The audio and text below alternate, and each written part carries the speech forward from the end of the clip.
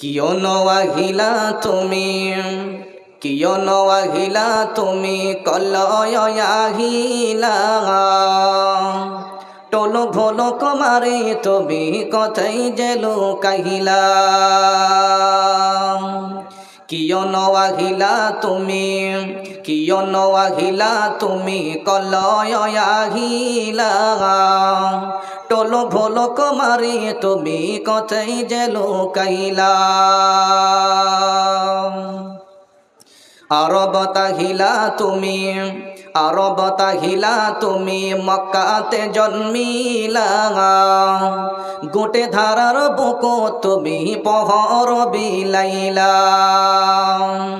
আরবত আহিলা তুমি, আরবত আহিলা তুমি মক্কাতে জন্মিলা। ওই গোটে ধারার বুকো তুমি পহর বিলাইলা।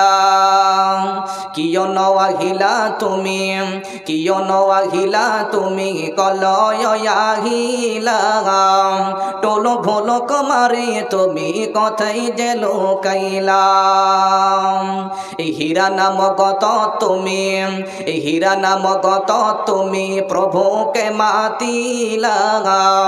ইসলাম প্রচার করিবলৈ কোরআন লয় আহিলা। এই হীরা নামগত তুমি প্রভুকে মাতিলা। ইসলাম প্রচার করিবলৈ কোরআন লয় আহিলা। কিয় নৱাহিলা তুমি, কিয় নৱাহিলা তুমি কলয় আহিলা। টলক ভলক মাৰি তুমি কথাই যে লুকাইলা। সকলোকে সকলোকে তুমি পাহৰিলা। কিয় নৱাহিলা তুমি কলয় আহিলা। কিয় নৱাহিলা তুমি কলয় আহিলা। টলক ভলক মাৰি তুমি কথাই যে লুকাইলা। আরবত আহিলা তুমি মক্কাতে জন্মিলা। গোটে ধারার বুকো তুমি পহর বিলাইলা। হীরা নামগত তুমি প্রভুকে মাতিলা। ইসলাম প্রচার করিবলৈ কোরআন লয় আহিলা। কিয় নৱাহিলা তুমি কলয় আহিলা। টলক ভলক মাৰি তুমি কথাই যে লুকাইলা। রে কথাই যে লুকাইলা। শ্রদ্ধেয় সম্মানিত আজকের এই জলসার যোগ্যতম সভাপতি সাহেব ও স্টেজে বসে থাকা উলামা ইকরামগণ, সামনে উপস্থিত চলমান জলসার শ্রোতা মণ্ডলী, পর্দার আড়ালে বসে থাকা মা ও খালারা, প্রশংসা সেই মহান আল্লাহ সুবহানাহু ওয়া তাআলার জন্য। শান্তি অবতীর্ণ হোক নবীর প্রতি, সকলে বলি সাল্লাল্লাহু আলাইহি ওয়াসাল্লাম। সম্মানিত উপস্থিতি, আপনাদের সম্মুখে পবিত্র কোরআনের একটি আয়াত, তার সঙ্গে একটি হাদিস তুলে ধরেছি। এই আয়াত এবং হাদিসকে সামনে রেখে আমার বক্তব্যকে ইতি করব মা তৌফিক ইল্লা বিল্লাহ। সম্মানিত উপস্থিতি, আমি যেটা আজকে বিষয় নিয়ে আলোচনা করব এবং করতে চলেছি সেটা হলো পর্দা। ইসলামের ভিতরে আমরা সকলে অবগত আছি, পর্দা এমন একটি জিনিস যেটা নর এবং নারী, ছেলে এবং মেয়ে, পর্দা এটা একটা ফরজ বিধান। এই ফরজকৃত বিধানটা আমাদের সম্মুখে যেটা আমার আল্লাহ সুবহানাহু ওয়া তাআলা ওয়ার্ডার, যে পবিত্র কোরআনের এই ফরজকৃত বিধানটা তোমাদেরকে মেনে চলতে হবে। সে ছেলে হোক কিংবা মেয়ে হোক, পর্দা কি জিনিস।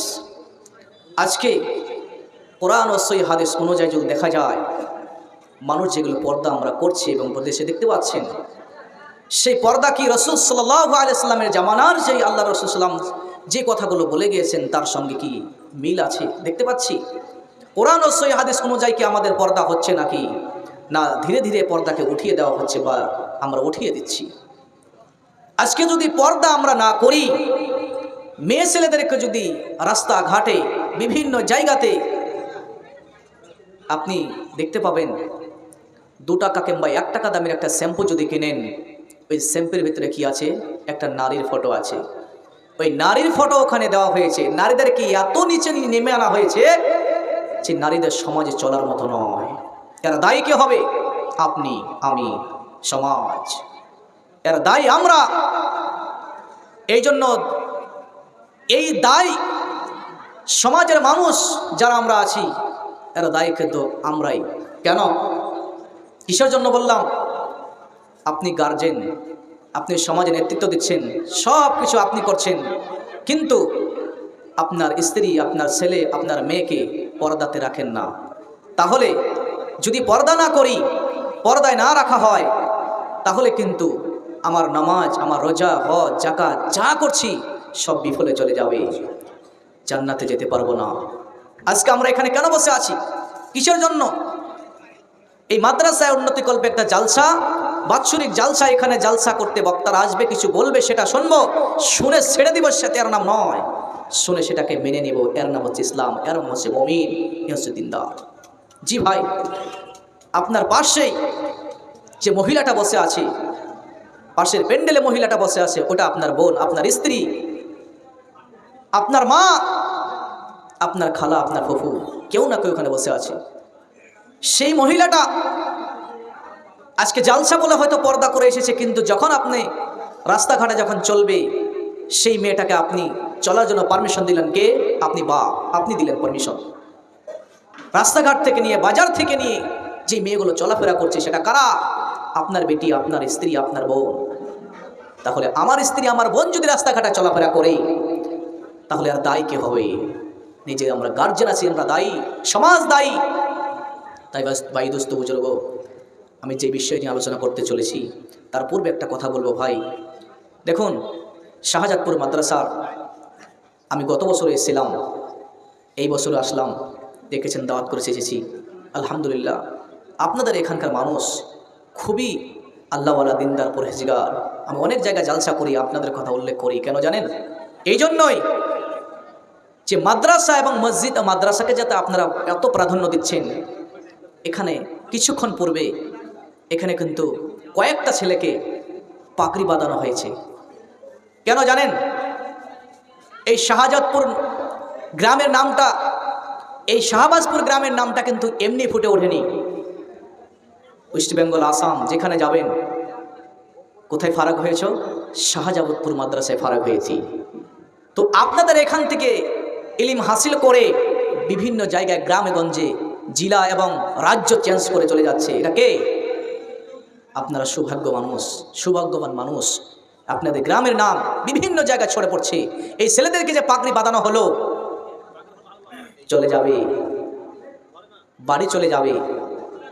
কেউ হাফেজ কোরআন, পবিত্র কোরআন মুখস্থ করেছে, তাদেরকে সার্টিফিকেট দেওয়া হলো, তাদেরকে পাগড়ি বাঁধা হলো।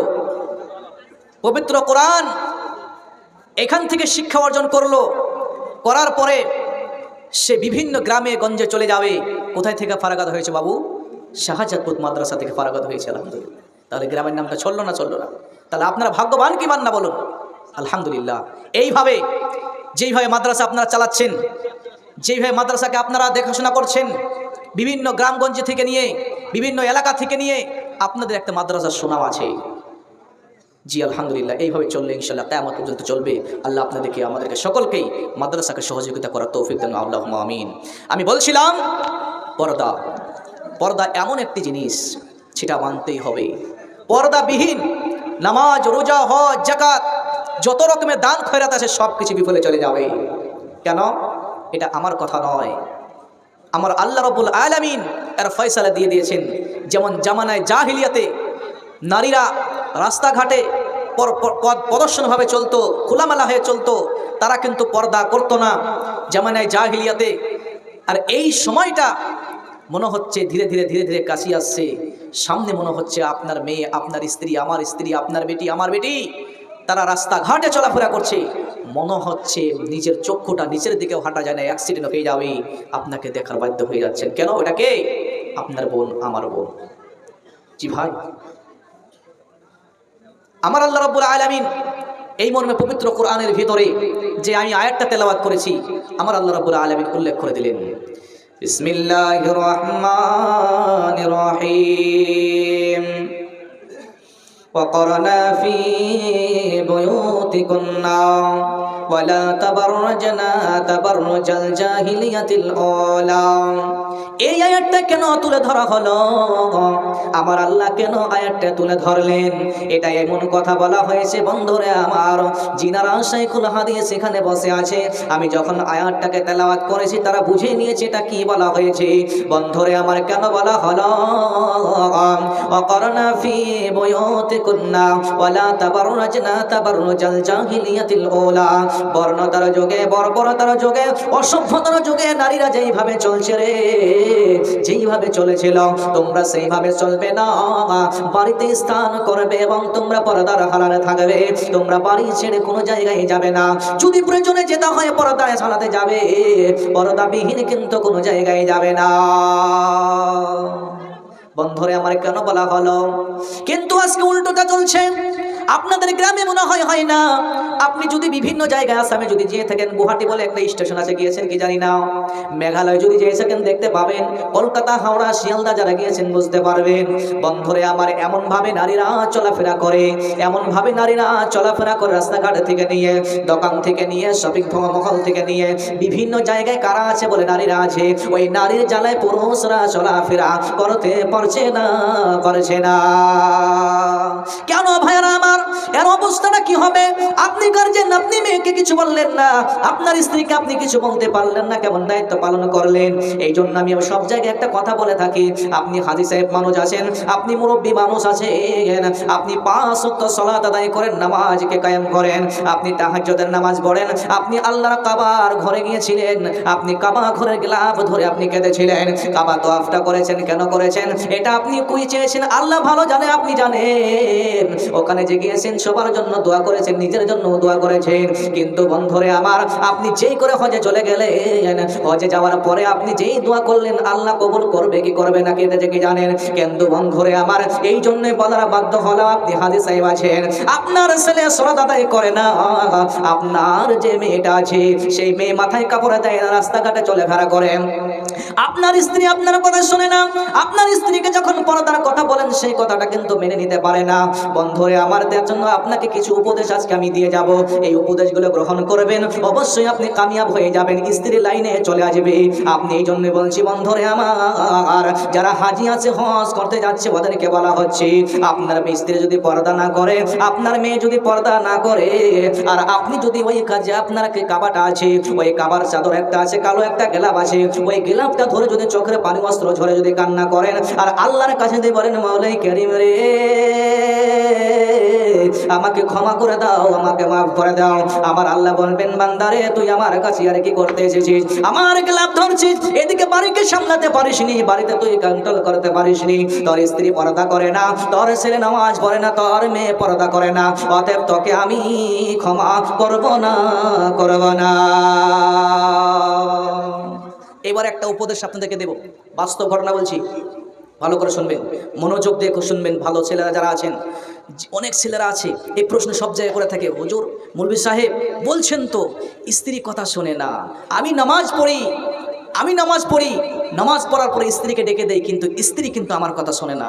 এই ছেলে শোনো, এদিকে ভালো করে খেয়াল করো, আমি যে কথাগুলো বলছি একটু ধ্যান দিয়ে শুনবে, দেখবে আপনার স্ত্রীকে আপনি আমি যে কথাটা বলছি এটা আজকে করে দেখবেন, একদিন নয়, 2 দিন নয়, 3 দিন নয়, 4 দিন নয়, 5 দিন নয়, 1 মাস নয়, 2 মাস নয়, করে দেখেন না, দেখবেন চেঞ্জ হবেই। তার আগে কি করতে হবে? ভাই যারা বসে আছেন, যাদের স্ত্রী কথা শোনে না, ভালো করে শুনুন, যাদের স্ত্রী আপনার কথা শোনে না, যে স্ত্রীরা আপনি যদি নামাজের কথা বলেন নামাজ পড়ে না, পর্দার কথা বলেন পর্দা করে না, ওই ওদের কথা বলছি। ভাই দোস্ত বুজুর্গ, এই কথাটা শুনে নেন, কি কত উপদেশটা দিচ্ছি। আপনার স্ত্রীকে আপনি নিজের হাতে যখন উঠবেন ফজরের নামাজের সময়, স্ত্রীকে হালকা করে ডাকবেন, কিন্তু আপনার পদ্ধতিটাই ভুল আছে, এই জন্য আপনার স্ত্রী কথা শোনে না। বাস্তব একটা ঘটনা বলছি, ভালো করে শুনবেন। স্ত্রী ঘটনা কেমন করে দেখুন, এই ঘটনাটা আপনিও করবেন। করবেন, আপনার স্ত্রী জীবনটা আল্লাহ পাল্টিয়ে দেবে। বন্ধুরে আমার, আপনি যখন ফজরের নামাজের সময় উঠে যাবেন, স্ত্রীকে হালকা করে ডাকবেন, ও আয়েশার আম্মু, আজান হয়ে গেছে, মসজিদে আমি যাচ্ছি, তোমার জন্য আমি পানি নিয়ে এসেছি, সামনে পানি আছে। যে স্ত্রীটা পর্দা করে না, নামাজ পড়ে না, আপনি আজকে থেকে প্রতিজ্ঞা করে নেন, দেখবেন ইনশাআল্লাহ আল্লাহ হেদায়েত দেনেওয়ালা, আল্লাহ অবশ্যই হেদায়েত দিবে। আমার আল্লাহ বলে দিয়েছেন, ইন্নাকা লা তাহদি মান আহবাবতা, তুমি যাকে পছন্দ করো তাকে হেদায়েত দিতে পারবে না, কিন্তু কৌশল খাটিয়ে দেখো দাওয়াত দিবে, আল্লাহ তোমার ওই বান্দাকে হেদায়েত দিয়ে দিবে। বন্ধুরে আমার, এই জন্য বলছি, কেন বলা হলো জানেন? আপনার স্ত্রীকে আপনি কেমন করে ডাকেন? আপনি যে স্ত্রীকে কেমন করে ডাকছেন, যখন ফজরের নামাজে আজান হয় তখন হাল্লা মারেন কিংবা ঘুষি মেরে বলেন, উঠ নরে, আজান হয়ে গেছে, নামাজ পড়তে যাও, পানি নিয়ে গরম কর। এই শীতের সময়, ঠান্ডার সময় আপনি কিন্তু আপনার স্ত্রীকে বলছেন পানিকে গরম করে দেওয়া, অজু করে নামাজ পড়তে যাও, কিন্তু উল্টা করিয়েন না। আপনি প্রমাণ পাবেন, শাইখুল হাদিস এখানে বসে আছে, একটা কথা বলেন, আমার নবীজি কেমন মানুষ ছিলেন। কারণ জানেন, যখন আপনার স্বামী স্ত্রী সহবাস হয়ে গেল, আমার নবী নিজে ফজরের নামাজের সময় উঠে নিজের হাতে আপনার কিনা গরম পানি করেছেন, এটা প্রমাণ অনেক জায়গায় আছে। বন্ধুরে আমার, তাহলে আপনি কেন পারবেন না? নিজে আমার আপনার কিনে বিশ্বের নবী হইয়া যদি নিজের হাতে গরম পানি করতে পারি, গরম পানি করার পরে আপনার আয়েশাকে ডেকেছেন, আয়েশা রে, গরম পানি রেডি আছে, চলো গোসল করে আমি মসজিদে চলে যাচ্ছি, চলো দুইজন মিলে গোসল করতে যাই। এটা হাদিসের ভিতরে প্রমাণ আছে। বন্ধুরে আমার, কিন্তু আজকে আমি আপনি স্ত্রীকে প্রাধান্য দেই না, স্ত্রীকে আমি এমন ভাবে রাগান্বিত হই, যদি একটা ভুল হয়ে যায় তার উপরে এমন খেপে যায়, কিন্তু এটা করা যাবে না। আপনি দেখুন, বিশ্বের নবী যদি নিজের হাতে পানি গরম করতে পারে, কেন আপনি কেন পারবেন না? শীতের সময় আপনার স্ত্রী আপনার কথা শুনে না, মানে আপনি পরিবর্তন হন নাই বলে আপনি আজকে কি করেন? আপনি কি করেন? পরিবর্তন হয়ে যান, নিজেকে সংশোধন করুন এবং স্ত্রীকে পরিবারটা সংশোধন করান। বন্ধুরে আমার, এই জন্য আমার আল্লাহ বলছেন, তুমি নিজে বাঁচো এবং পরিবার পরিজনদেরকে বাঁচাও। আমার আল্লাহ বলে দিলেন, বিসমিল্লাহির রহমানির রহিম, ইয়া আইয়ুহাল্লাযীনা আমানু কু আনফুসাকুম ওয়া আহলিকুম নারা, নিজে বাঁচো মুমিন রে, এবং পরিবার পরিজনদেরকে জাহান্নামের আগুন থেকে বাঁচিয়ে নাও। কিন্তু আপনি নিজে যদি বাঁচার চেষ্টা করেন যে আমি নিজে বাঁচবো, পরিবারকে বাঁচাবো, এটা ভুল ধারণা। পরিবারকে বাঁচাতে হবে, কেননা আপনার স্ত্রী, আপনার কি আছে, স্ত্রী আপনার সুপথে নেই, কুপথে যাচ্ছে, কারণ আপনার ভিতরে ভুল আছে। কিন্তু আপনি পদ্ধতিতে খাটিয়ে নিন। বন্ধুরে আমার, চোখ দিয়ে পানি চলে আসবে। একটা ঘটনা আপনাদের সম্মুখে তুলে ধরছি। কি ঘটনা? বাস্তব ঘটনা। আপনার কিনা জালসা করতে গেলাম, আপনার কিনা ঝাড়খণ্ডের বুকে এক জায়গায় জালসা করতে গিয়েছিলাম। ওই জায়গায় বন্ধুরে আমার একজন ব্যক্তি এসে আমার হাতটা ধরে বলছে, হুজুর, মৌলভী সাহেব একটা কথা বলছি, আপনি তো পর্দা সম্পর্কে আলোচনা করলেন, কিন্তু আমার স্ত্রী আমার কথা শোনে না। আমার স্ত্রীকে যখন নামাজের কথা বলি, পর্দার কথা বলি, আমার স্ত্রী আমার কথা শোনে না। বলছি কি পদ্ধতি খাটান? বলছে শুধু বলি নামাজ পড়ো, রোজা করো, হজ করো, নামাজ পড়ো এবং কি করো, পর্দা করে, এই করে বলি, সবসময় বলে থাকি। আর বলি তুমি কি কিছু করো নাকি? বলছে না, আমি শুধু মসজিদে যাই আর নামাজ পড়ে চলে আসি, আর স্ত্রীকে বলি শুনে না। আমি ওই ভাইটাকে পদ্ধতি শিখিয়ে দিলাম। ভাই, আজকে ওই পদ্ধতিটা এখানে আলোচনা করছি, আপনারা যাতে সংশোধন হয়ে যান। বন্ধুরে আমার ওই ভাইকে বললাম, জালসা শেষ করে যখন ঘরের ভেতরে বসলাম, বললাম যে যখন ঘরে যেখানে বসতে দিয়েছে, যখন আমার সঙ্গে সাক্ষাৎ করবে, তোমার সঙ্গে কথা আছে। ওই ভাইকে সমস্ত কিছু বললাম কি তোমার স্ত্রীর সমস্যা বলে দাও। বলছে আমি যখন শপিং মহলে যখন যাই, স্ত্রী বলে আমিও যাব, কোন ভালো একটা কাপড় নিয়ে এসে দেয়, এটা আমার পছন্দ হয়, কিন্তু স্ত্রী পছন্দ হয় না। তখন আমার স্ত্রী আমাকে বলে আমাকে নিয়ে যাও, বাজার করতে যাব, কিন্তু পর্দা করতে চাই না, আপনার টাইট ফিট কাপড় পরে চলে যায়, কিন্তু আমার লজ্জা লাগে, শরম লাগে, আমার নিজের স্ত্রী হইয়া এরকম করে যাচ্ছে, আমাকে চোখে লাগে। তখন আমি বললাম, পদ্ধতি ভুল, তুমি এই কথা বলছো কেন? তুমি কি আজকে এই পদ্ধতি আমি একটা শিখিয়ে দিব, এই পদ্ধতিটা যদি তুমি গ্রহণ করে নাও, দেখবা তোমার স্ত্রী অবশ্যই লাইনে চলে আসবে। বলছে ঠিক আছে, বলেন। বললাম আজ থেকে তুমি তাহাজ্জুদ ধরে নাও। ঠিক আছে, ধরবো। তাহাজ্জুদটা কোথায় পড়বে জানো? মসজিদে যাবে না, বাড়িতে পড়বে। ঠিক আছে, বাড়িতে করবো। বাড়িতে যে তাহাজ্জুদটা পড়বে, পড়ার পরে রাত্রিবেলায় যখন উঠবে, উঠার পরে তুমি আল্লাহর কাছে ফরিয়াদ জানাবে, মাওলাই কারীম, ইয়া রব্বুল আলামিন, আমার স্ত্রী পর্দার হালাতে নাই, তুমি মাওলাই কারীম রহমান, তুমি অতি দয়ালু মেহেরবান। আল্লাহ তুমি রহমান নাম নিয়ে ঘুরে বসে আছো। আল্লাহ তুমি ইচ্ছা করলেই পারবে আমার স্ত্রীর মনটা তুমি পরিবর্তন করে দাও। একদিন নয়, দুদিন নয়, 3 দিন নয়, আপনার 1 মাস 2 মাস করে মাঝে মধ্যে ফোন লাগে, বলছে ভাই কন্টিনিউ চালিয়ে যাচ্ছি। আমি বললাম ভাই ছাড়বে না, হাল ছাড়বে না, কিন্তু যদি সুপথে চলে আসে স্ত্রী, তবুও কিন্তু ছাড়বে না, কারণ তুমি এটা আল্লাহর প্রতি তুমি বিশ্বাস রাখবে, আর আল্লাহকে ধোঁকা দেওয়া হবে যদি তুমি আবার ছেড়ে দাও। এটা কিন্তু করবে না। তুমি আল্লাহর প্রতি সত্যভাবে তুমি ঈমান নিয়ে এসেছো এবং ঈমান হালাতে তুমি এই কাজগুলো করবে, আল্লাহর প্রতি ভরসা রাখবে, ইনশাআল্লাহ তোমাকে আল্লাহ পরিবর্তন করে দেবে। একদিন নয়, দুদিন নয়, 7 মাস পরে বন্ধুরে আমার যখন তাহাজ্জুদের নামাজ যখন হয়েছে, হওয়ার পরে আপনার প্রতিদিন কন্টিনিউ চালাতে চালাতে একদিন বলে বন্ধুরে আমার, একদিন আপনার 2 হাত তুলে আর তাহাজ্জুদের নামাজের পরে হাতটা তুলে আল্লাহর কাছে কান্না করছে, মাওলাই করিম আমার স্ত্রীকে তুমি চেঞ্জ করে দাও, তুমি গফুরুর রহিম, তুমি গফফার, তুমি সত্তার, সব কিছু তুমি করনেওয়ালা। আল্লাহ তুমি আমার স্ত্রীকে পরিবর্তন করে দাও, আমাদের দুইজনের ভিতরে মিল মহব্বত তুমি সৃষ্টি করে দাও, পয়দা করে দাও, আমাদের দুইজনের ভিতরে তুমি মহব্বত বাড়িয়ে দাও। এইভাবে যখন দোয়া করছিল, হঠাৎ করে স্ত্রী যখন ঘুমটা ভেঙে গেল, দেখছে আমার স্বামী আমার জন্য কান্না করেছে। আল্লাহু আকবার, নারে তাকবীর। কি বলছে জানেন? কান্না করে বলছে। তখন স্ত্রী দেখতে পেল, হাই রে হাই, আমি যাকে গালি দেই সেই গালিটাও মেনে নেয়, কিন্তু আমি জানতাম না আমার স্ত্রী আমার স্বামী আমার এত ভালো, আল্লাহর কাছে ফরিয়াদ জানাচ্ছে, আমি এটা জানতাম না। বন্ধুরে আমার, তখন আপনার স্ত্রী কি করলো, আর থামতে পারলো না। 9 মাস 7 মাস পরার পরে স্ত্রী উঠে জড়িয়ে ধরে বলছে, এমন করে জড়িয়ে স্বামীকে ধরে বলছে, স্বামী জান, এতদিন ভাবতাম না তুমি আমাকে এত ভালোবাসো, আর আল্লাহকে সব কিছু তুমি বলে দিচ্ছ। আমি এতদিন ভুল করেছি, পর্দায় করিনি, বোরখা পরিনি, কত আমাকে বলেছো আমি মানিনি, নামাজের কথা বলেছো, নামাজের কথা আমি শুনিনি। এই যে আজকে আমি লিপস্টিক থাকলো, আমার সব কিছু থেকে গেল, তোমাকে আমি হাতটা ধরে, স্বামীর হাতটা ধরে বলছে আমাকে ক্ষমা করে দিও। স্বামী তখন বলছে, স্ত্রী আমাকে ক্ষমা চেও না, আল্লাহর কাছে ক্ষমা চেয়ে নাও, আল্লাহ গফুরুর রহিম, আল্লাহ তোমাকে মাফ করে দিবে, ক্ষমা করে দিবে। তখন স্ত্রী তখন 2 চোখের পানিটা ছেড়ে দিয়ে স্বামীকে জড়ে ধরে এরকম করে পরিবর্তন হয়ে গেল। আর ওই দিন রাত্রে ওয়াদা করে নিল, আল্লাহর সাথে ওয়াদা করে নিল, মাওলাই করিম ভুল করেছি, আমাকে ক্ষমা করে দাও। আমার স্বামীকে আমি অনেক টর্চার করেছি, আমার স্বামীকে কত রকমের গালিগালাজ করেছি, আমার স্বামীর সঙ্গে আমি জিদ্দি করেছি, এমন ড্রেস চেয়েছি, এমন পোশাকগুলো চেয়েছি, আমার স্বামী কিন্তু আমাকে দিয়েছে।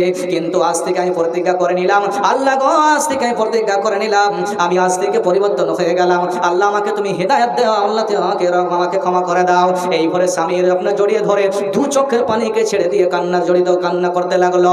এমন তো অবস্থায় স্বামীর কাছে একটা আবদার জানিয়ে দিল। স্বামীর কাছে কি আবদার জানালো? আবদারটা জানাচ্ছে, বলছে, আজ থেকে আমি যা করেছি, কিন্তু আজকে তোমার কাছে একটা আবদার রাখছি, আমার জন্য একটা সুন্দর দেখে, মানে কোনো রকম হলেই হলো, ভালো দেখে একটা কালো একটা তুমি আমাকে বোরখা এনে দিও। এই ড্রেস পোশাক আমার লাগবে না, আমি সব পুড়িয়ে দিব। আল্লাহর কসম করে বলছি, এতদিন ভুল করেছি, আল্লাহ আমাকে ক্ষমা করে দাও। তওবা পরে সে সঠিক ঘর ধরে নিল। নারে তাকবীর। ভাবতে পেরেছেন? তাহলে আপনার স্ত্রীকে আপনি কয়দিন এরকম করেন বলেন তো? কোনোদিন করেছেন এটা কাজ? কোনোদিন নয়। রাগ করেন, কেমন রাগ বলা যায় না। স্ত্রী যদি কিছু বলে, ভালো কাজে যদি কথা বলে, দেখবেন যেই বাড়িতে স্ত্রী সালাত আদায় করে, যে স্ত্রী নামাজ পড়ে, ওই স্ত্রী যদি স্বামীকে বলে, হ্যাঁ গো চলো নামাজটা পড়ে এসো, তখন ওই স্ত্রী কি যখন বলবে, তখন ওই স্বামীটা স্ত্রী ভরে রেগে যে বলবে, তোর কাজ তুই কর, আমাকে ডিস্টার্ব করিস না। আর এখানে না বলেন, অনেক পুরুষ আছে, অনেক স্বামী আছে যে এরকম কাজ করে।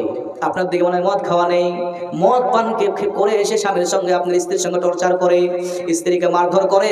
অনেক স্বামী আছে এরকম করে, স্ত্রীর উপরে আপনারা এমন করে আপনার শাস্তি দেয়, রাত্রে নাই, দুপুর নাই, সকাল নাই, সন্ধ্যা নাই, সব সময় এরকম করে জ্বালাতন করে।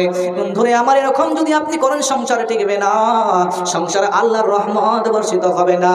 যদি আপনি এই কাজগুলো করেন, যেমন ধরেন আজকে আমি আপনি যেরকম সংসারের ভিতরে এই স্ত্রীদেরকে, আপনারা কিনা বৌমাদেরকে কত টর্চার করি। অনেক শাশুড়ি আছে যে স্ত্রীর উপরে এমন কথা বলবে, এমন কথা বলবে, আপনারা জামানায় জাহিলিয়াতে যেরকম করে বলতো এরকম কথাগুলো বলে। যেমন ধরে নেন, জামানায় জাহিলিয়াতে একটা ঘটনা বলা হয়েছে, যখন আপনার কোন স্ত্রী যদি স্বামী মারা যেত, তখন কি করতো জানেন? স্ত্রীকে আপনারা কি করতো, এক বছর বাইরে কাটাতে হতো, জঙ্গলের মাঝখানে, জঙ্গলে কাটাতে হবে। কেমন কি করবে? সে চিরুনি ব্যবহার করতে পারবে না, সে আপনার কি করতে পারবে, গোসল দিতে পারবে না, পেশাব করে পানি ব্যবহার করতে পারবে না। জামানায় জাহিলিয়াতে এরকম মেয়েদের ওই আপনার কিনা শ্বশুর বাড়ি থেকে আরো একটা কথা বলতো যে আমার ছেলেটাকে তোর জন্য মরে গেল, তুই হলো কুলক্ষী, তুই হলি, তোর জন্য আমার ছেলেটা, তুই আমার ছেলেটাকে খেয়ে নিলি। এরকম জামানায় জাহিলিয়াতে এই ঘটনাগুলো হতো। তারপর ওই মেয়েটাকে কোথায় রাখতে হতো? বনবাসে দিত। আপনার জঙ্গলে একটা ঝুপড়ির মাঝখানে থাকতে হতো, একটা বছর টানা কাটাতে হতো। হওয়ার পরে যখন 1 বছর পূর্ণ হয়ে গেল, হয়ে যাওয়ার পরে এই শ্বশুরবাড়ির মানুষগুলো ওই মেয়েটার কাছে যাবে। যাওয়ার পরে আপনার কিনা ওই মেয়েটাকে জিজ্ঞাসা করবে, তোমাকে যেগুলো শর্তগুলো বেঁধে দিয়েছিলাম মেনেছিলাম? বলছে হ্যাঁ, সমস্ত কিছু আমরা শর্তগুলো মেনেছি। তখন ওই মেয়ের কথা বিশ্বাস হবে না। হাদিসের ভাষায় এসেছে যে আপনার ছোট্ট একটা বাচ্চা তারা নিয়ে যাবে। নিয়ে যাওয়ার পরে বলবে, এই মহিলা তুমি বাচ্চাটা নিয়ে ওই আপনার ঝুপড়ির মাঝখানে চলে যাও। যাওয়ার পরে তোমার লজ্জাস্থানের ভিতরে তোমার টাচ করে দাও। আর যদি 1 বছর টানা 1 বছর পানি ব্যবহার করনি, 1 বছর পানি ব্যবহার না করার জন্য তোমার ওই আপনার কিনা ওই সরঙ্গাতে তোমার কি হয়েছে? বিষ তৈরি হয়েছে। যদি ভাবে নেই তুমি যদি সত্যিকার ব্যবহার পানি না করে থাকো, তাহলে সত্যিকার বাচ্চাটা আমাদের সম্মুখে মারা যাবে। আপনার ছোট বাচ্চাটা লজ্জাস্থানে টাচ করার পরে আপনার যখন ছেড়ে দেওয়া হলো, সত্যিকার বাচ্চাটা মরে গেল। তখন তাদের বিশ্বাস হলো সত্যিকার আজকে আমরা কি করেছিলাম, শর্তগুলো বলেছিলাম, সত্যিকার মহিলাটা আজকে 1 বছর টানা পানি ব্যবহার করেনি বলে, 1 বছর পানি ব্যবহার করেনি বলে বিষ জন্ম হয়েছিল। এই জন্য আপনাদের সম্মুখে এই বাচ্চাটা মরে গেল। ভাবতে পেরেছেন? জামানায় জাহিলিয়াতে এরকম কাজগুলো করা হয়েছে। আচ্ছা দেখেন, আমি যেগুলো আরো বলার ইচ্ছা ছিল ইনশাল্লাহ আরো যে আলোচনা করতে চাইলাম, কিন্তু দেখেন কি দেখা হয়েছে, শেষ করে দিতে হবে। যেহেতু আপনাদের এখানে একটা আছে যে 12টার পার করা যাবে না, তো রাত্রি অনেক হয়ে গেছে, মানে কত হয়েছে? 11:30 বাজতে চলেছে। তো আপনাদের সম্মুখে আরেকটু তুলে ধরবো, যেহেতু শেষ দিয়েছে সভাপতির কাছে অনুমতি নিয়েই আমি একটু হাদিস তেলাওয়াত করেছিলাম আপনাদের সম্মুখে। হাদিসের দিকে যাও, মেয়েরা যেহেতু বসে আছে, মেয়েদের সম্মুখে একটু আলোচনা করবো এবং তার সাথে সাথে আপনাদেরকে একটা কথা বলবো। যেহেতু এটা ফারেগি মাদ্রাসা, মানে হাফেজ এখানে হয়ে যাচ্ছে, ওই হাফেজদের জন্য, কোরআনের জন্য বেশি নয়, 1 নয় 2 নয়, 30টা মানুষ যারা এখানে মহিলা থাকেন, ছেলে থাকেন, মেয়ে থাকেন, যারা আছেন, আমি হাদিসটা উল্লেখ করার সাথে সাথে তার পূর্বে দেখতে চাই যে 30 জন কোরআনের ভিতরে কপারা আছে ভাই? কটা পারা আছে কোরআনের? 30 পারা, হ্যাঁ না?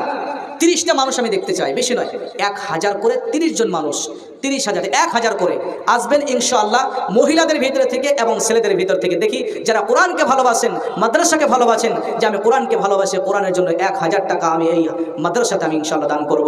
দেখি কোন বান্দা এবং বান্দি আছেন, আপনি লিখে আমার হাতে একটু মুসাফাকে আপনি টাকাটা জমা করবেন। যদি এখন টাকা না থেকে থাকে, আপনাকে নামটা লিখিয়ে যান যে এই মাদ্রাসায় 1000 টাকা দেওয়ালা। থেকে একটা মহিলা 10,000 টাকা। মাশাআল্লাহ, নারে তাকবীর, মাশাআল্লাহ, হ্যাঁ, আল্লাহ বারাকাল্লাহ, ইয়া রাব্বুল আলামিন। আমি বলছিলাম 1000 টাকাতে নেওয়ালার মতো কে আছেন? মানে হলো 30 জন চেয়েছিলাম 1000 করে 30 পারার জন্য, কিন্তু একটা মহিলা কোথা থেকে? কুলুপাড়া থেকে মহিলা 1000 নয়, 2000 নয়, 3000 নয়, 10,000 টাকা দান করেছে। এই জন্য সকলে বলেন নারে তাকবীর, মাশাআল্লাহ, হ্যাঁ, আল্লাহ বারাকাল্লাহ, ইয়া রাব্বুল আলামিন। মাদ্রাসাকে কত ভালোবাসে, কোরআনের এই মাদ্রাসাকে কত ভালোবাসে, কোরআনকে কত ভালোবাসে। মহিলার নামে আল্লাহ নামটি প্রকাশ না করে 10,000 টাকা দান করেছে। আল্লাহ তুমি দানখানাকে কবুল মঞ্জুর করো ইয়া রাব্বুল আলামিন। যে আছে উদ্দেশ্য দান করে গেল, আশা উদ্দেশ্যকে তুমি পূর্ণ করে দাও। রব্বানা তাকাব্বাল মিন্না ইন্নাকা আনতাস সামিউল আলিম ওয়া তুব আলাইনা ইন্নাকা আনতাত তাওয়াবুর রহিম। আমিন, আল্লাহুম্মা আমিন। অ্যাডভোকেট রুহুল আমিন 5,000 টাকা দিয়েছে। নারে তাকবীর, অ্যাডভোকেট রুহুল আমিন ভাই আমার, তিনি আবার 5,000 টাকা দান করেছে। মাশাআল্লাহ, হ্যাঁ, আল্লাহ বারাকাল্লাহ। নিঃসন্দেহপুর থেকে ভাই আমার অ্যাডভোকেট, তিনি 5,000 টাকায় মাদ্রাসাকে কুরবানি করেছেন। আলহামদুলিল্লাহ, মাশাআল্লাহ, জাযাকাল্লাহ, হ্যাঁ, আল্লাহ। আল্লাহ দেখো তোমার কোন বান্দা ছিল, আল্লাহ গো এই গভীর রাত্রিতে মওলাই করিম 1000 নয়, 2000 নয়, 5,000 টাকা দান করেছে। আল্লাহ গো তুমি দানখানাকে কবুল মঞ্জুর করো। আল্লাহ গো যে আছে উদ্দেশ্য দান করলো, আশা উদ্দেশ্যকে তুমি পূর্ণ করে দাও। আল্লাহ গো তিনাকে হায়াতে দারাজ করে দাও। আল্লাহ তুমি তিনাকে পাঞ্জেকার নামাজি বানিয়ে দাও। যে আসাতে যে নিয়তে করে গেল দান অনুপাতে যেন নাকি যেন পানা। আমিন, আমিন, আল্লাহ, আমিন, আমিন। এই মদের দোয়া কবুল করো, রব্বুল আলামিন, আমিন, আল্লাহুম্মা আমিন। ইয়াসিনের মা শাহাদাতপুর থেকে 10 বস্তা সিমেন্ট, 10 বড়া সিমেন্ট। মাশাআল্লাহ, হ্যাঁ, আল্লাহ, ইয়া রাব্বুল আলামিন। কোন একজন মা আমার এই শাহজাদপুরে বাড়ি, মাদ্রাসাকে ভালোবেসে 1 বস্তা নয়, 2 বড়া নয়, 10 বড়া সিমেন্ট দান করেছি। আল্লাহ তুমি দানখানাকে কবুল মঞ্জুর করে নাও। যে আশা উদ্দেশ্য দান করলো, আশা উদ্দেশ্যকে পূর্ণ করে দাও। আল্লাহুম্মা আমিন, আল্লাহুম্মা আমিন। লুৎফা বিবি 1000 টাকা দিয়েছে। লুৎফা বিবি 1000 টাকা। কেউ নাই ভাই, পয়সা দিয়ে শেষ করে দিয়েছেন নাকি? আমি বলেছিলাম 1000 করে, চট চটে আসেন, যেহেতু আমার পরে আরেকজন বক্তা আছেন, চট করে আসেন, 1000 টাকা করে কোরআনের জন্য, বেশি নয়। কি লুৎফা বিবি শাহাদাত লুৎফা বিবি শাহজাদপুর থেকে 1000 টাকা দান করেছে। মাশাআল্লাহ, আল্লাহ বারাকাল্লাহ। আল্লাহ লুৎফা ও বিবি নামে দেখো এখানে ছিল, এই ছিল কি না ছিল তাহা দানে প্রমাণিল। সেও দেখো 1000 টাকা করে গেল দান। এ দান অনুপাতে যেন নাকি জন পান। আরো দোয়া করি আমি তাহারই জন্নতে সুখ আর শান্তি দাও এই দুনিয়াতে, আমিন আল্লাহু আমিন। একলা জীবন একলা মরণ, একলা থাকতে কিসের ভয়, এই দুনিয়ার মানুষ গলি কেউ তো কারো নয় গো, এই দুনিয়ার মানুষ গলি কেউ তো কারো নয়। স্বার্থ ছাড়া কেউ চলে না, ওই মনের কথা কেউ বোঝে না। স্বার্থ ছাড়া কেউ চলে না, মনের কথা কেউ বোঝে না। কারো দুঃখ দেখলে আবার করে দুঃখের অভিনয়, এই কারো দুঃখ দেখলে আবার করে দুঃখের অভিনয়। এই দুনিয়ার মানুষ গলি কেউ তো কারো নয় গো, এই দুনিয়ার মানুষ গলি কেউ তো কারো নয়। আপন আপন করছিস যারে, সে তোকে রাখবে গোরে, আরে ভুলে যাবে দুদিন পর। জি মাশাআল্লাহ, নারে তাকবীর। এই মাদ্রাসার সেক্রেটারি সাহেব এখানে কোথায় আছেন উনি? একটু আমি মুসাফা করবো সেক্রেটারি সাহেব, একটু একটু দয়া করে আসেন, আপনি মেহরবানি করে। হ্যাঁ, একটু আপনার সঙ্গে একটু মুসাফা করবো। একটু সেক্রেটারি সাহেব একটু কম কম হয়ে গেল মনে হচ্ছে। জি জি, এক কাজ করে আর 5 করে 30 করে দেন ইনশাল্লাহ। জি 50 করে 30, হ্যাঁ ইনশাল্লাহ। নারে তাকবীর। 50 করে আচ্ছা, দিক থেকে তাল দিচ্ছি বুঝতে পারেন। যাই হোক, 50 কথা বলছিল ভাই আমার। তো 30,000 মানে 25,000 টাকা এবং 5,000 টাকা আরো গুনছে। আলহামদুলিল্লাহ ভাই দিয়ে এসছে টাকা, কিন্তু দেয়নি। আলহামদুলিল্লাহ 30,000 দিতে চাইছিলেন। এই মাদ্রাসার সেক্রেটারি সাহেব তিনি 30,000 টাকা। একটু আল্লাহর কাছে দোয়া করি, মওলা করিম রব্বানা যালামনা আনফুসানা ওয়া ইল্লাম তাগফির লানা ওয়া তারহামনা লানাকুনান্না মিনাল খাসিরিন। রব্বানা যালামনা আনফুসানা ওয়া ইল্লাম তাগফির লানা ওয়া তারহামনা লানাকুনান্না মিনাল খাসিরিন। ইয়া রাব্বুল আলামিন, ইয়া মওলা করিম, মাদ্রাসার সেক্রেটারি আল্লাহ গো, কত সময় তিনি দিচ্ছেন, শ্রম দিচ্ছেন। তার সাথে সাথে শুধু তাই নয়, শ্রম দিয়ে শুধু সেখানে থেকে যান নেই। এই বাৎসরিক জালসাতে আল্লাহ 1,000 নয়, 2,000 নয়, 10,000 নয়, 15,000 নয়, 20,000 নয়, 25,000 নয়, 30,000 টাকা তিনি দান করেছেন। আল্লাহ তিনার দানখানাকে তুমি কবুল মঞ্জুর করো। আল্লাহ গো যতদিন বেঁচে থাকবে আল্লাহ গো, ঈমান আমল আল্লাহ তুমি বেঁচে রাখো। আল্লাহ গো যতদিন বেঁচে রাখেন আল্লাহ, আল্লাহ মাদ্রাসায় সহযোগিতা করার জন্য তৌফিক দাও, শ্রম দেওয়ার জন্য তৌফিক দাও। আল্লাহ গো তিনার আয়োজনে বরকত দাও, আমিন আল্লাহুম্মা আমিন। মহিলাদের কাছ থেকে আরো জি 9,000 টাকা পাওয়া গেছে খুচরো টাকা। খুচরো টাকা মহিলাদের কাছ থেকে আরো 9,000 টাকা এসেছে। মাশাআল্লাহ, হায়াকাল্লাহ, বারাকাল্লাহ। আল্লাহ গো মহিলাদের কত ভালো, মহিলারা এই মাদ্রাসাকে কত ভালোবাসে। আল্লাহ আগে পরেও দিচ্ছে এবং আল্লাহ গো 9,000 টাকা আবার খুচরো এসেছে। আল্লাহ সকলে দানখানা তুমি কবুল মঞ্জুর করো।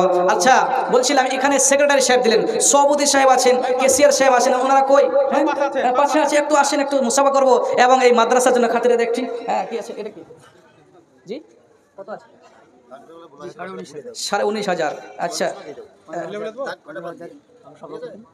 15,000 সভাপতি আব্দুল কাদের সাহেব, ছোট বৌমা 1500, বড় বৌমা বিআই। আচ্ছা, বড় বৌমার মানে শ্বশুর নাকি? ছোট মেয়ে বড় মেয়ে 1500, 19,500 টাকা। আপনি এই মাদ্রাসার সভাপতি? সভাপতি একটু কম কম মনে আছে জি, সভাপতি। আর 5,000 টাকা দেওয়া যাবে না ইনশাল্লাহ? ইনশাল্লাহ, নারে তাকবীর। তাহলে 19,500 মানে আর 5,000, মোটামুটি 25,000 টাকা ইনশাল্লাহ তিনি দিয়ে দিচ্ছেন। মাশাআল্লাহ জি 20,000, জি 20,000, 15,000 দিয়েছেন আর 5,000। আচ্ছা 15,000 আগে এখন দিলেন আর 500 দিবেন, 20,000 আর 5,000 টাকা করে দেবেন।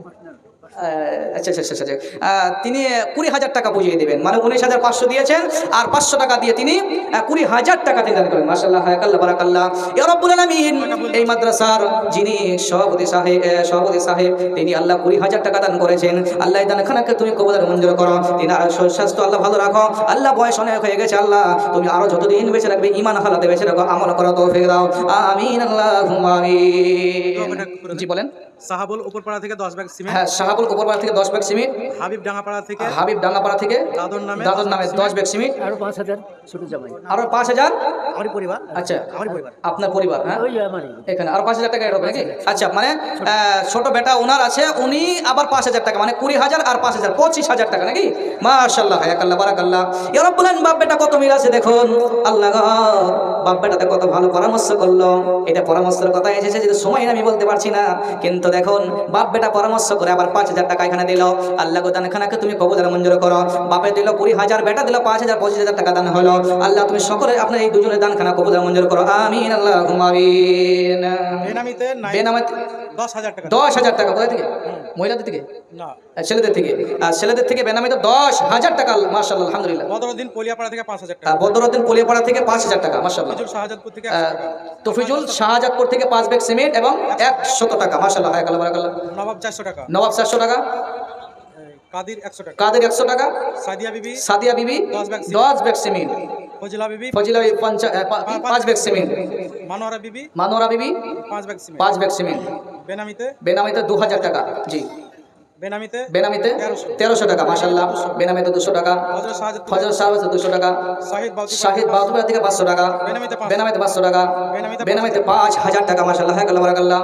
আল্লাহ গো অনেক জন দান করলো, কেউ 5,000, কেউ 10,000, কেউ সিমেন্ট। আল্লাহ সকলে মিলে সকলে দানকে কবুল আর মঞ্জুর করো ইয়া রাব্বুল আলামিন। যে আছে উদ্দেশ্য দান করে গেল, আছে উদ্দেশ্যকে তুমি পূর্ণ করে দাও। রব্বানা তাকাব্বাল মিন্না ইন্নাকা আনতাস সামিউল আলিম ওয়া তুব আলাইনা ইন্নাকা আনতাত তাওয়াবুর রহিম, আমিন আল্লাহুম্মা আমিন। হাবিবুর রাজানগর হাবিবুর রাজানগর থেকে 300 টাকা। বেনামিতে 200 টাকা। জালাল নামে 2,000 টাকা, মাশাআল্লাহ, হায়াকাল্লাহ বারাকাল্লাহ। নাজু নামে 500 টাকা। বেনামিতে কত? 500 টাকা, মাশাআল্লাহ, হায়াকাল্লাহ বারাকাল্লাহ। 1000 টাকা। 1000 টাকা বেনামিতে। রবিনা নামে 500 টাকা। মুমতাজ নামে 2,000 টাকা। বেনামিতে বাউতিপাড়া থেকে 1,000 টাকা। বেনামিতে শাহজাদপুর থেকে 500 টাকা, মাশাআল্লাহ। অনেকজন 1,500 টাকা কেউ সিমেন্ট দান করেছে, সকলে দান খানাকে তুমি কবুল আর মঞ্জুর করো। রব্বানা তাকাব্বাল মিন্না ইন্নাকা আনতাস সামিউল আলিম ওয়া তুব আলাইনা ইন্নাকা আনতাত তাওয়াবুর রহিম, আমিন আল্লাহুম্মা আমিন। আমি 5টা মিনিট সময় চেয়ে নিচ্ছি, এই জন্য যেহেতু বক্তা চলে এসেছে দেখতে পেলাম, তো আমি এই জন্য চেয়ে নিচ্ছি। আমি একটা হাদিস পড়েছি, মেয়েরা এখানে এসেছে একটু শোনার জন্য, খালি পয়সা দিলাম আর নিলাম, কিন্তু একটু শোনার জন্য এসেছে। এই হাদিসটা একটু ফলো করেন, মেয়েরা আপনারা জান্নাত অবশ্যই চলে যাবেন। 4টা কাজ করেন, দেখেন।